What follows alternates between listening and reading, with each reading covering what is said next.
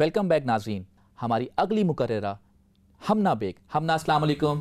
وعلیکم السلام. کیسی ہیں آپ؟ میں ٹھیک ہوں. آپ کی تیاری کیسی ہے؟ ٹھیک ہے. ہمنا آپ کا ٹائم سٹارٹ ہوتا ہے اب. رمضان ایک انعام. معزز صدر اعلی وقار اور میرے عزیز ساتھیوں، السلام علیکم. آج میری تقریر کا موضوع ہے رمضان ایک انعام. آج اس موقع پر کیوں نہ اس رب کو پہچاننے کی کوشش کریں جس نے ہمیں رمضان جیسا مہینہ عطا کیا، وہ مہینہ جس میں صرف اور صرف رحمتیں اور برکتیں ہیں. اللہ تعالیٰ نے فرمایا روزہ خالص میرے لیے ہے اور میں ہی اپنے بندوں کو اس کا اجر دوں گا. یہ وہ مبارک مہینہ ہے جس میں ہر نیکی ثواب 70 گنا بڑھا دیا جاتا ہے. رمضان مبارک رحمت و بخشش اور مغفرت کا مہینہ ہے. رسول کریم صلی اللہ علیہ وسلم نے فرمایا ہر چیز کی زکوٰۃ ہوتی ہے اور روزہ جسم کی زکوٰۃ ہے. اب ہمیں ویری گڈ، شاباش شاباش. اب ہمارا یہ کام ہے کہ ہم اس انعام کی حفاظت کریں اور اس رب کا شکریہ ادا کریں جس نے ہمیں رمضان ایک انعام دیا. آخر میں بس اتنا فقط کہنا چاہوں گی، بے زبانوں کو جب وہ زبان دیتا ہے، پڑھنے کو پھر وہ قرآن دیتا ہے، بخشنے پہ آتا ہے جب امت کے گناہوں کو، تحفے میں گناہگاروں کو انعام دیتا ہے، رمضان دیتا ہے. شکریہ. بہت خوب ہمنا. میں ایک بات ہمارے ناظرین کو بتاتا چلوں، تقریری مقابلے کے اندر یا تو بندہ جیتتا ہے یا سیکھتا ہے. بہت اچھا کیا ہمنا آپ نے، تھینک یو سو مچ. اور اب میں اپنے ایوان سے جس مقرر کو یہاں بلا رہا ہوں ان کا نام ہے سید محمد انوش. السلام علیکم انوش، کیسے ہیں آپ؟ الحمدللہ میں ٹھیک ہوں. اور یہ بتائیں آپ کی تیاری کیسی ہے؟ ماشاءاللہ بہت اچھی ہے. تو انوش آپ کا وقت شروع ہوتا ہے اب.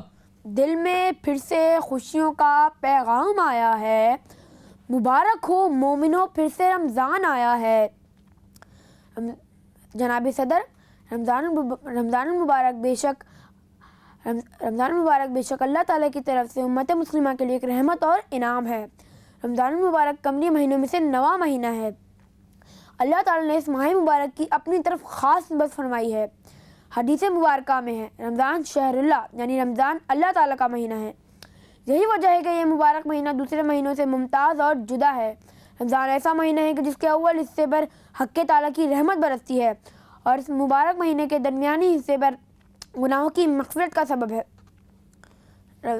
رمضان اس ماہ کے آخری حصے میں دوزخ کی آنکھ سے آزادی حاصل ہوتی ہے. خدا بند عالم نے تمام آسمانی کتابیں اسی مہینے میں نازل فرمائیں. عزیز ساتھیوں، رمضان مبارک انسان کے لیے بے شمار انعامات لے کر آیا، جیسے کہ تقویٰ، پرہیزگاری، صبر و تحمل اور اپنے نفس پر قابو پانے والے اور صاف پیدا کرتا ہے. رمضان مبارک امت مسلمہ کے لیے ہمیشہ کامیابیوں اور برکتوں کا مہینہ ثابت رہا ہے. اگر ہم تاریخ پر نظر دوڑائیں تو مسلمانوں کو اسی مبارک مہینے میں کئی فتوحات حاصل ہوئیں، جیسے کہ غزوہ تبوک، غزوہ بدر اور فتح مکہ، اب تک کی سب سے بڑی فتح. عزیز ساتھیوں،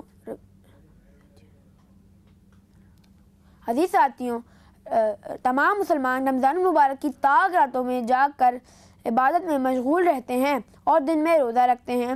ارشاد باری تعالیٰ ہے سورہ بقرہ کی آیت 183 میں، کہہ دو کہ ہم اللہ کے رنگ میں رنگ گئے ہیں اور کس کا رنگ اللہ کے رنگ سے بہتر ہے.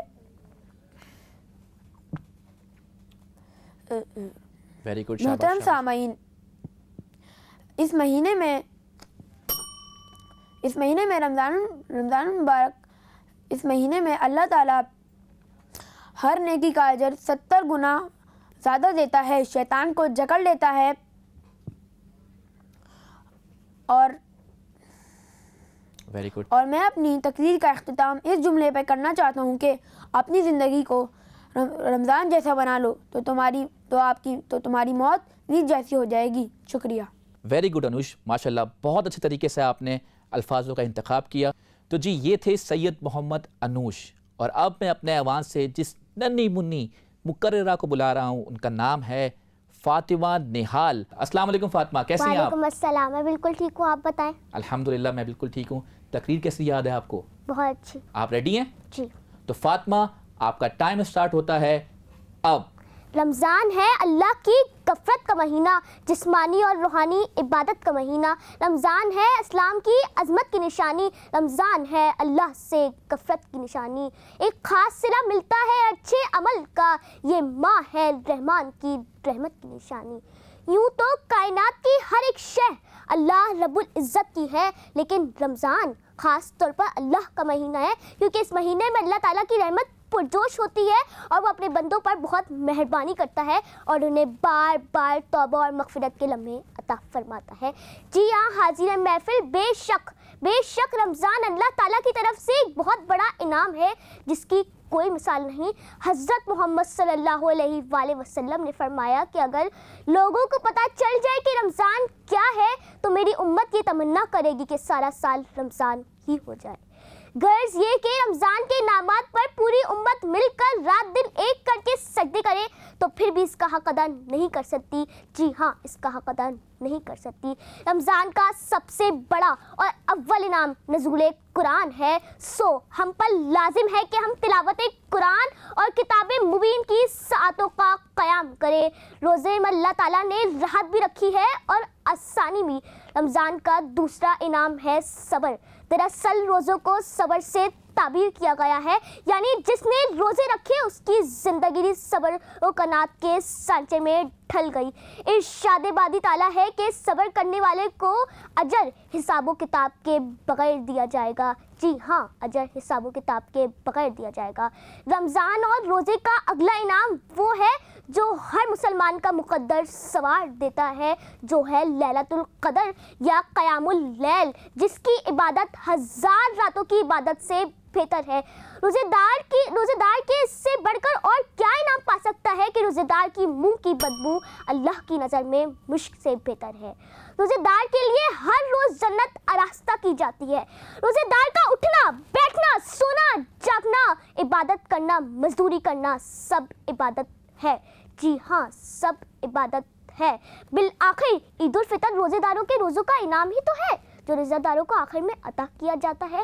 بے زباں کو جب وہ زباں دیتا ہے، بے زباں کو جب وہ زباں دیتا ہے، پڑھنے کو پھر وہ قرآن دیتا ہے، پڑھنے کو پھر وہ قرآن دیتا ہے۔ بخشنے کو جب وہ آئے اپنی امت کے گناہوں کو، بخشنے کو جب وہ آئے اپنی امت کے گناہوں کو، تحفے میں وہ گناہگاروں کو رمضان دیتا ہے، تحفے میں جب وہ گناہگاروں کو رمضان دیتا ہے۔ شکریہ۔ بہت خوب فاطمہ نہال، بہت اچھے طریقے سے آپ نے اپنی تقریر کی ادائیگی کی۔ اب میں گزارش کروں گا ججز سے کہ جب تک آپ اپنے نتائج کو حتمی شکل دیتے ہیں ہم جائیں گے ایک بریک کی طرف۔ تو ناظرین، اس وقت ہوا ہے ایک اور مختصر سے وقفے کا۔